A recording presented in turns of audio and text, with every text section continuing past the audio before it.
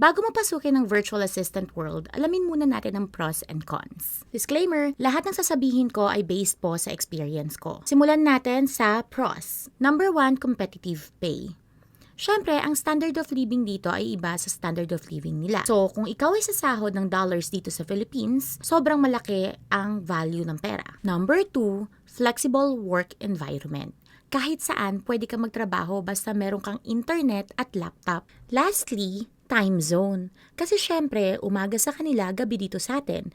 So most likely, tapos na lahat ng trabaho mo sa bahay, tapos makaka-focus ka na sa work mo. Sa cons naman, number 1 din ang salary. Kasi malaki nga ang sasahurin mo, pero inconsistent. Kasi depende yan sa niche mo, depende sa pangangailangan ng client mo. Number 2, time zone. Kasi tulog nga sila, makaka-focus ka sa trabaho mo, pero pagtapos mo magtrabaho, kailangan mo silang asikasuhin kasi gising na sila. So less ang tulog. Lastly,